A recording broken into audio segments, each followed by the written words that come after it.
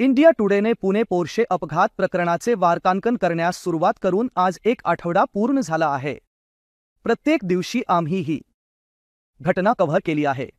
असे वाटले की मी प्रत्यक्षात उपस्थित असलेल्या अनेक कुरूप गोष्टींना झाकण्यात व्यवस्थापित केले आहे, परंतु प्रत्येक दिवशी मी चुकीचं सिद्ध केलं आहे आणि तुम्ही ते माझ्या शोमध्ये प्रत्येक दिवशी पाहिले आहे।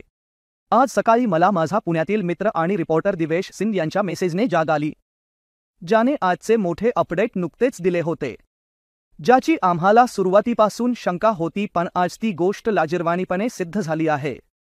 अल्पवयीन मुलाच्या रक्ताच्या नमुन्याशी छेडछाड करून त्याने मद्यपान केलं आहे हे लपविण्यासाठी त्याच्या कुटुंबाने आपल्या मनी आणि मसल पॉवरचा वापर करून वरिष्ठ फॉरेन्सिक डॉक्टरांना लाच दिली होती। इंडिया टुडेने लाचप्रकरणी 2 डॉक्टरांची ओळख सर्वप्रथम जाहीर केली, डॉक्टर अज्ज तावडे आणि डॉक्टर श्रीहरी हळनोर। हे 2 डॉक्टर वैद्यकीय कायदेशीर तज्ज्ञ, ज्यांना राज्य आणि समाजाने कोणतेही भय किंवा पक्षपात न करता त्यांचे काम करण्याची जबाबदारी सोपवली आहे। त्यांनी काही लाख रुपयांसाठी भ्याडपणासारखे नतमस्तक होण्याचे आणि कदाचित त्यांच्या करिअरचे नुकसान करण्याचा धोका पत्करला, तो अग्रवाल यांच्या कुटुंबाचा राजकीयदृष्ट्या असलेल्या संबंधामुळे।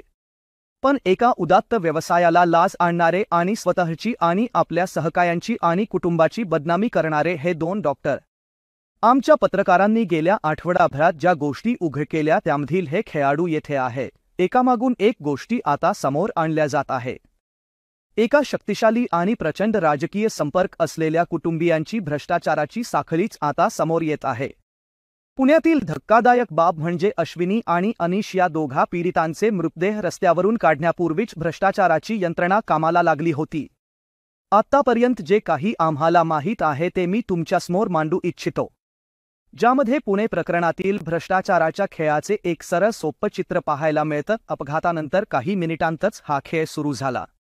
घटनास्थळी उपस्थित असलेल्या 2 पुणे पोलीस कर्मचाऱ्यांनी या अपघाताबाबत परिसरातील डीसीपींना अलर्ट करण्याचा निर्णय घेतला। म्हणजेच तिथे हजर असलेल्या पोलिसांनी तिथेच हे प्रकरणाचा निपटारा करण्याचा प्रयत्न केला किंवा तसा निर्णय घेतला। त्यामुळे या प्रकरणात सुरुवातीपासूनच काहीतरी कायमबेर असल्याचं जाणवू लागलं। यानंतर अल्पवयीन चालकाला पोलीस ठाण्यात नेण्यात आले आणि तेथे त्याला जेवण देण्यात आले। काही मीडिया रिपोर्ट्सनुसार पिझ्झा आणि सँडविचही दिल्याचं म्हटलं गेलं। पोलीस हे नाकारतात, पण त्याला नक्कीच खाण्यासाठी पदार्थ देण्यात आले होते। पण का? त्याला पुढे झोपण्याची परवानगीही देण्यात आली। त्याचे कुटुंबीय आणि वकिलांना पोलीस ठाण्यात भेटण्याची परवानगी देण्यात आली। त्याला कॉल करण्याचीही परवानगी देण्यात आलेली। दरम्यान राष्ट्रवादी काँग्रेस अजित पवार गटातील स्थानिक आमदारही तेथे पोहोचले। पण का? आणि या घृणास्पद प्रकरणातील त्यांची भूमिका देखील आम्ही तपासणार आहोत। आम्ही तुम्हाला वचन देतो की आम्ही याबाबत अधिक माहिती मिळवू। राजकीयदृष्ट्या अत्यंत चांगले संबंध असलेले कुटुंब आणि त्याच्या वकिलांच्या दबावाखाली येऊन अपघातानंतर आरोपी मुलाला तब्बल 8 तासांपर्यंत मुलाला वैद्यकीय तपासणीसाठी नेण्यात आले नाही। दरम्यान मुलाचे वडील आणि धनाढ्य बांधकाम व्यावसायिक विशाल अग्रवाल हा पुण्यातून पळून गेला आणि 48 तासांनंतर दुसऱ्या शहरातून त्याला अटक करण्यात आली। अल्पवयीन मुलाला ताब्यात घेतल्याच्या अवघ्या 15 तासांनंतर त्याची बाल न्याय मंडळाच्या न्यायमूर्तींनी जामीन अटींसह जामिनावर सोडून दिलं, पण याचमुळे हे प्रकरण राष्ट्रीय स्तरावरील बातमी बनलं। जामीन देताना ज्या अटी लावण्यात आल्या त्या कोणीही विसरणार नाही, जसे की अपघाताबद्दल 300 शब्दांचा निबंध लिहिणे, समुपदेशन घेणे आणि वाईट संगत टाळणे। दरम्यान अग्रवाल कुटुंबही त्यांच्या कौटुंबिक ड्रायव्हर गंगारामला स्वतःचा बळी देण्यास आणि गुन्हा स्वीकारावा हे समजविण्यात व्यस्त होते।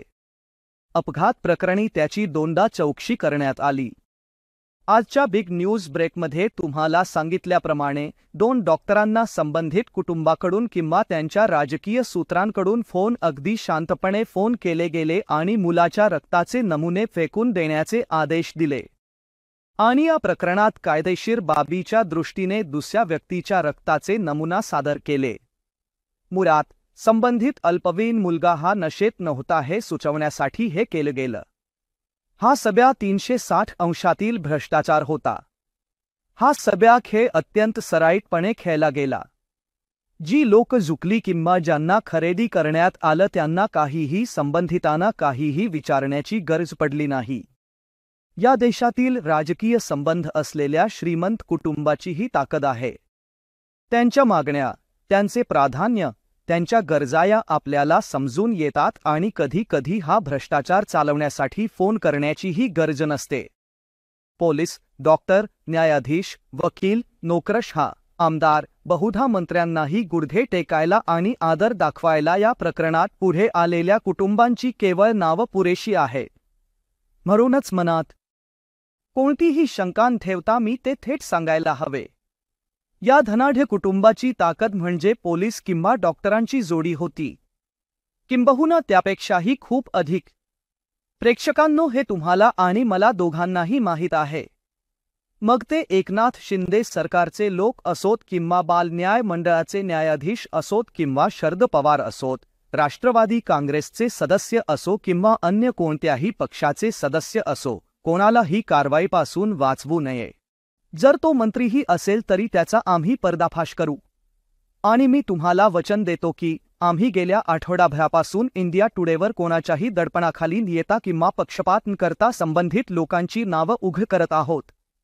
गेल्या आठवड्यात याच दिवशी इंडिया टुडेने राष्ट्रीय स्तरावर या प्रकरणी जो दबाव तयार केला त्यामुळे महाराष्ट्र सरकारला कारवाई करण्यास प्रवृत्त व्हावं लागलं आणि नंतर इतरांनीही या प्रकरणी सवाल उपस्थित केले. मी नुकतेच वर्णन केलेल्या सर्व गोष्टींचा खरोखर अस्वस्थ करणारा पैलू म्हणजे भ्रष्टाचार नाही, असं आहे की हा भ्रष्टाचार प्रेक्षकांसमोर भारतातील एका मोठ्या शहरात प्रसिद्ध लोकांसह सोशल मीडियाच्या पूर्ण निगराणीखाली घडला. भ्रष्टाचाराविरुद्धचा लढा, सामान्य नागरिकांसाठी खेळाचे मैदान समतल करणे, श्रीमंत आणि प्रभावशाली लोकांची जबाबदारी याविषयी आपण सर्वजण ऐकतो. पुण्याची कहाणी 1849 मध्ये प्रसिद्ध फ्रेंच लेखक जीन बॅप्टिस्ट अल्फोन्स कैर यांनी जे म्हटले होते त्याची आठवण करून देते. गोष्टी जेवढ्या अधिक बदलतात तेवढ्याच त्या तशाच राहतात.